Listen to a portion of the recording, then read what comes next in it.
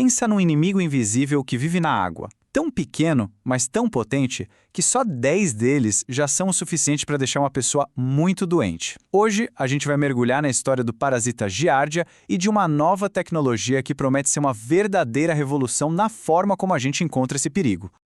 Para a gente começar a entender o tamanho do problema, eu lanço uma pergunta. Quantos desses parasitas microscópicos alguém acha que precisa ingerir para ficar doente? A resposta é bem chocante e mostra a dimensão real dessa ameaça.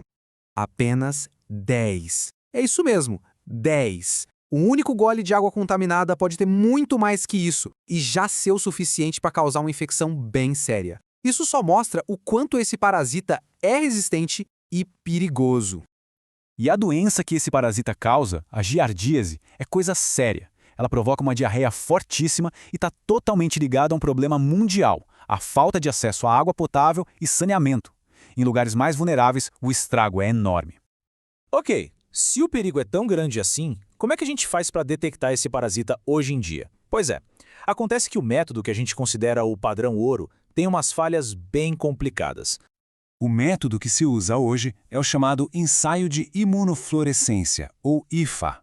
A ideia é a seguinte: usam os anticorpos especiais que grudam nos parasitas e fazem eles brilharem, tipo uma luzinha neon, quando olhados no microscópio. Parece super tecnológico, né? Mas, na prática, o processo é bem mais complexo.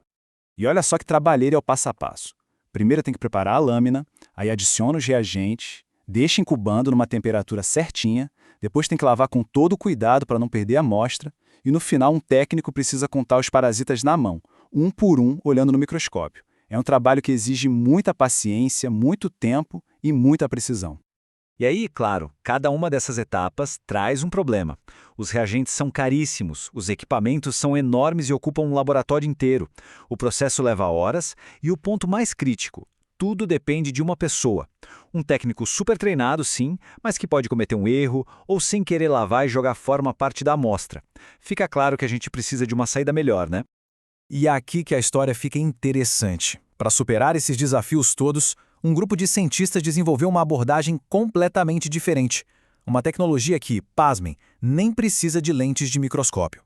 Conheçam a microscopia holográfica sem lentes, ou LHM. Para entender, pensa assim. Em vez de uma lente para ampliar a imagem, o aparelho captura um padrão de luz que atravessa a amostra como se fosse uma impressão digital do que está ali. Esse padrão, que é um holograma, é lido por um programa de computador, um algoritmo, que faz todo o trabalho sujo. Ele identifica e conta os parasitas. Tudo automático, rápido e num aparelhinho portátil.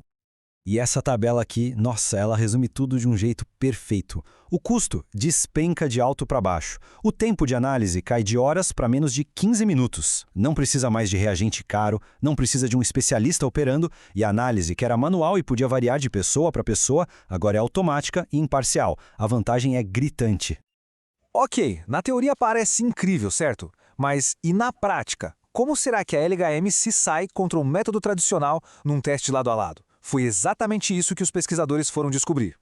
A ideia do experimento foi genial de tão simples. Eles prepararam amostras de água onde eles sabiam exatamente quantos cistos de Giardia tinham. Essa era a resposta do gabarito, o número de referência. Aí eles usaram os dois métodos, o tradicional IEFA e o novo LHM, para ver qual chegava mais perto do número real.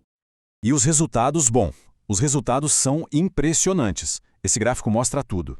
A primeira barra é a quantidade real de parasitas na amostra. A segunda barra, do método IFA, está bem mais baixa. Ou seja, o método padrão contou muito menos do que realmente tinha.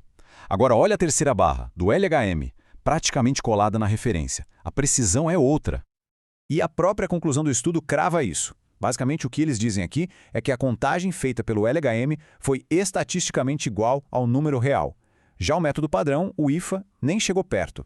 É uma validação científica muito forte para essa nova tecnologia. Então, beleza.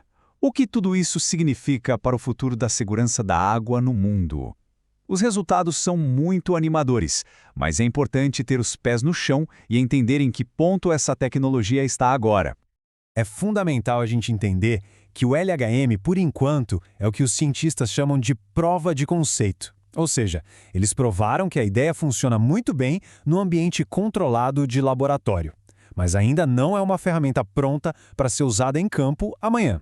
E isso nos leva aos próximos desafios. Por exemplo, o limite de detecção ainda é um pouco alto, o que significa que ele pode não achar o parasita se a contaminação for muito baixa. Outro ponto, ele ainda não foi testado em amostras de verdade, de rios ou poços, que tem todo tipo de sujeira que pode confundir o sistema. E por fim, ele ainda se atrapalha um pouco para contar os cistos quando eles estão muito grudados uns nos outros. Resolver isso é o próximo passo. Mas, mesmo com esses desafios pela frente, o potencial aqui é gigantesco. Uma pesquisa como essa vai direto ao encontro de uma das metas mais importantes da ONU, a de garantir água potável e saneamento para todo mundo. Ter uma ferramenta de monitoramento que seja rápida, barata e precisa é um passo de gigante nessa direção. Isso tudo deixa a gente com uma pergunta no ar, né? Será que estamos vendo nascer uma revolução no jeito como a gente cuida da segurança da nossa água? Tecnologias como o LHM podem ser a chave que vai, finalmente, nos ajudar a alcançar um dos objetivos mais básicos e essenciais para a saúde humana em escala global. O futuro promete.